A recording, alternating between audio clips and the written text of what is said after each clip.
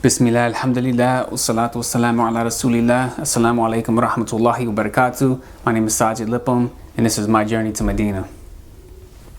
In the last episode, I highlighted brotherhood as being a main theme in regards to the process of me applying to the University of Medina.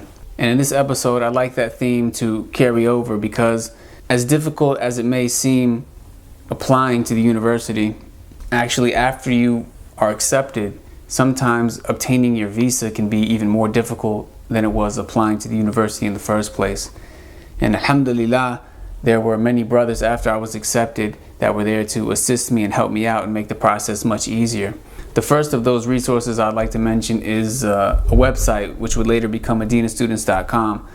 But this was back in 2010. It was just a blog that was run by the American students of Madinah. And the website, it was basically a resource for people who wanted to apply to the university as well as people who were newly accepted.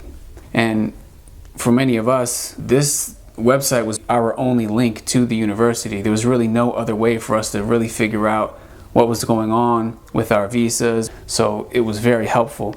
And the fact that it was a blog, it allowed us to post on the website and communicate with each other. So in fact, many of us new students actually first met and first communicated on this website. We were able to really update each other with any news that we had, any helpful information. It was a huge help. May Allah bless them. And aside from that, there was a brother who I was introduced to named Ahmed Kamara, who had been accepted the year before me. And I was introduced to him through a mutual friend. And at the time, he was actually living a few minutes up the street from me.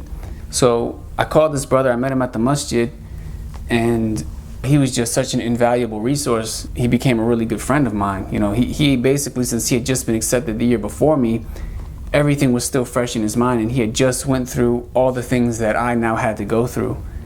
So to have him there for me and for him to really just walk me through the process and just answer any questions I had was priceless. Because to obtain your visa, you have to do medical exams.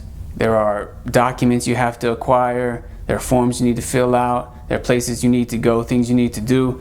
And he literally just drove me down to DC, took me to the different buildings, introduced me to the different people, explained everything, and explained to me also what to expect in Medina. May Allah bless him and his family. So I really just wanted to highlight that because sometimes when you're in certain situations and you see the brotherhood before you and you're able to experience how much of a positive effect it has, it can really emphasize the importance of brotherhood in Islam and how much we can benefit if we implement these teachings and how much we lose out if we don't implement them. But alhamdulillah, without going into all the specifics of what we had to do and where we went and this and that, basically it took some time, it took a lot of patience because we weren't able to get our visas in a timely manner.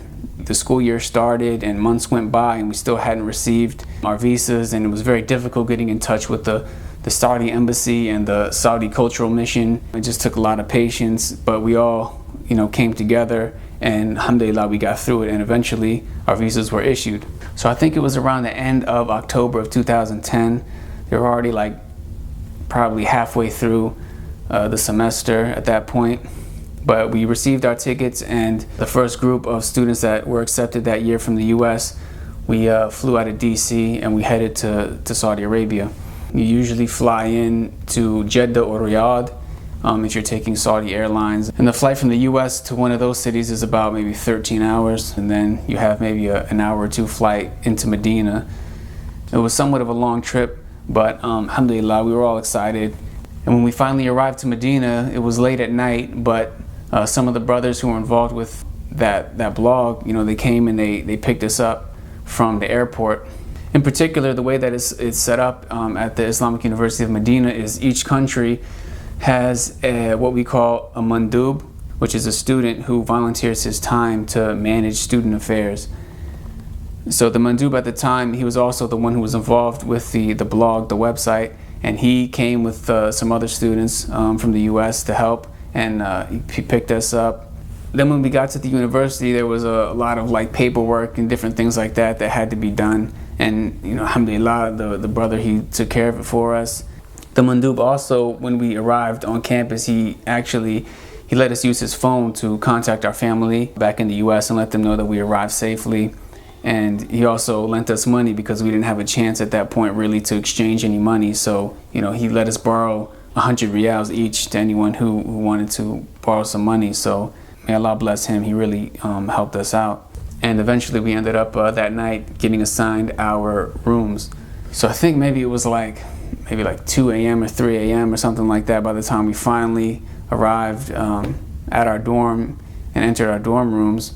And alhamdulillah, it was a real blessing because we were actually assigned the newest dorm at the time. This was building 16, and we were the first students to live in that building. So where some of the older dorms, they were old and had their challenges in terms of cleanliness and size and things like that. We were blessed to live in the newest dorm on campus. So it was 2 people to a room. So it was a really nice situation.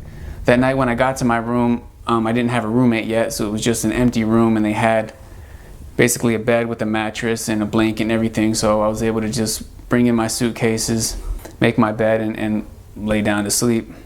So for this episode, we can end it there. That's basically a little bit about my story in regards to after I got accepted, going through the process of obtaining my visa, and then us new students actually arriving at the university and getting assigned our dorm rooms and laying down to sleep for the first night. So inshallah, I'll continue the story in the next episode. Jazakum Allahu khairan for watching. Assalamu alaikum wa rahmatullahi wa barakatuh.